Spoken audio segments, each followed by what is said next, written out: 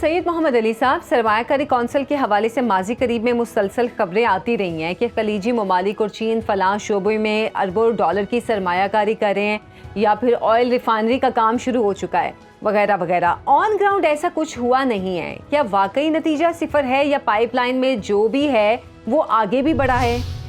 جی دیکھیے، جس طرح کہ آپ جانتے ہیں کہ ایس آئی ایف سی بنیادی طور پہ اس کے 3 مقاصد ہیں. ایک تو یہ کہ فورن ڈائریکٹ انویسٹمنٹ کو فیسیلیٹیٹ کرنا، اس کو سیکیورٹی اور ایشورنس پرووائڈ کرنا، اور اس کو ایک اسپیڈی فاسٹ ٹریک کے ذریعے سے اپنے کلمینیشن اور ریزلٹس میں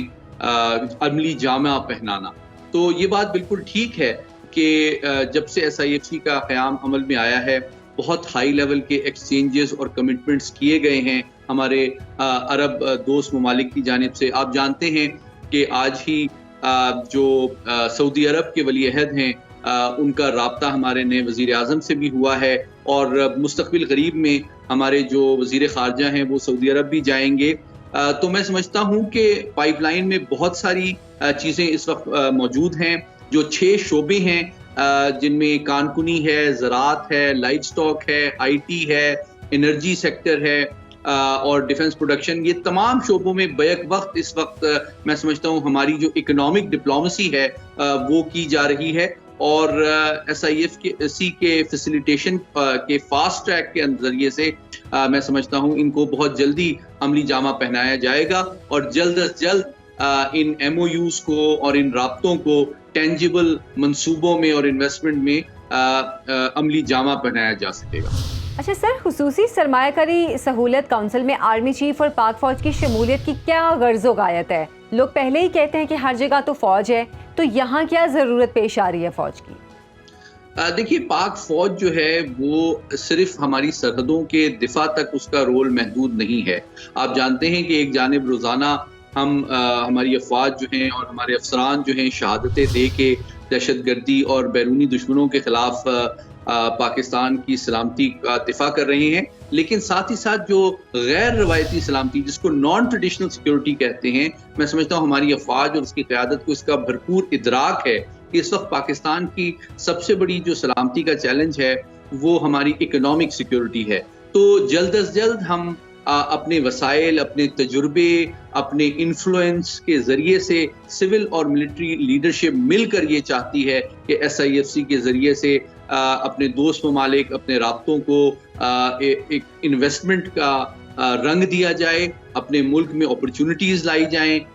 جس کے ذریعے سے امپلائمنٹ کا بھی میں بھی اضافہ ہو، انویسٹمنٹ بھی بڑھے، مہنگائی کا بھی خاتمہ ہو، اور بتدریج ہماری ایکسپورٹ ریونیو میں بھی اضافہ ہو سکے. اچھا سر، آئی ٹی، زراعت، انڈسٹری، انرجی اور معدنیات، پاکستان کے 5 بڑے شعبوں میں بیرونی سرمایہ کاری کے مواقع موجود ہیں. ملک میں کیسی انوائرمنٹ کی ضرورت ہے کہ سرمایہ کار اعتماد کر کے پاکستان آئیں؟ دیکھیے، پاکستان بے پناہ قدرتی وسائل سے مالا مال ہے، لیکن جس طرح آپ نے درست فرمایا کہ یہ ضروری ہے کہ ہم 3 چیزوں کو انشور کریں. پہلی بات یہ کہ ہم کنٹینیوٹی آف پالیسیز کو انشور کریں. دوسرا، ہم جو انویسٹمنٹ باہر سے آئے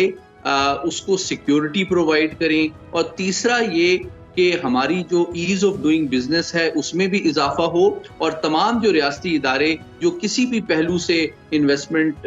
کو سپورٹ، فیسیلیٹیٹ، مانیٹر کرنے کے حوالے سے ذمہ داریاں نبھا رہے ہیں، وہ ایک بہت پروفیشنل انداز میں ڈیل کریں. کیونکہ دنیا آپ جانتی ہے کہ ایک کمپیٹیٹیو انوائرمنٹ ہے. جس ملک کا انویسٹمنٹ انوائرمنٹ سیکیور ہوگا، اسٹیبل ہوگا، لانگ ٹرم پالیسیز ہوں گی، ایز آف ڈوئنگ بزنس زیادہ ہوگا، وہ زیادہ سے زیادہ انویسٹمنٹ کو اٹریکٹ کر سکے گا. تو میں سمجھتا ہوں یہ ایک بہت خوش آئند بات ہے کہ پاکستان کے تمام ادارے اور ہماری فوج کی سپورٹ کے ساتھ اب اس جانب پیش رفت ہو رہی ہے کہ باہر کی انویسٹمنٹ کو سیکیورٹی بھی دی جائے، کنٹینیوٹی بھی دی جائے، ایشورنس بھی دی جائے، اور ان کے لیے as of doing business ensure کیا جائے تاکہ وہ زیادہ سے زیادہ انویسٹمنٹ پاکستان میں لا سکیں. اچھا سید محمد علی صاحب، خصوصی سرمایہ کاری سہولت کونسل ملک میں اسمگلنگ کے خاتمے اور ڈالر کی غیر قانونی ترسیل کو روکنے کے لیے بھی اہم کردار ادا کری ہے. اس اہم ٹاسک میں تمام اہم اداروں کا ایک صفحے پر ہونا کتنا ضروری ہے؟ دیکھیے، اس کے 2 پہلو ہیں. ایک تو جس طرح آپ نے کہا کہ جب پاکستان کی سول اور ملٹری قیادت اور تمام جو ریلیونٹ ادارے ہیں وہ SIFC سے منسلک ہیں، اور جب فیصلہ سازی، سپورٹ، فیسیلیٹیشن اور امپلیمنٹیشن کا جو پورا عمل ہے وہ سب کے سامنے مل کر ٹرانسپیرنٹ انداز میں پائے تکمیل تک پہنچتا ہے تو اس میں کرپشن کے چانسز اور امکانات کم ہو جاتے ہیں۔ دوسری جانب یہ پورا پروسیس جو ہے وہ تمام اداروں کے سامنے ہو رہا ہوتا ہے، ریکارڈڈ ہوتا ہے، تو یہ جو تمام سرمایہ ہے یا جو آپ کا پروفٹ ہے وہ کوئی بلیک اکانومی یا انڈاکومنٹڈ یا ان ریگولیٹڈ پروسیس سے نہیں گزرتا، جس کے ذریعے سے یہ انشور کیا جائے گا کہ یہ ساری انویسٹمنٹ جو ہے یہ ریکارڈڈ ہو، مانیٹرڈ ہو اور ہمارے ٹیکس اور بینکنگ چینل کے ذریعے سے آئے، تاکہ بتدریج ہم اپنی بلیک اکانومی کا بھی خاتمہ کر سکیں اور اپنی transparent, monitored, recorded, documented economy کو مزید فروغ دے سکیں۔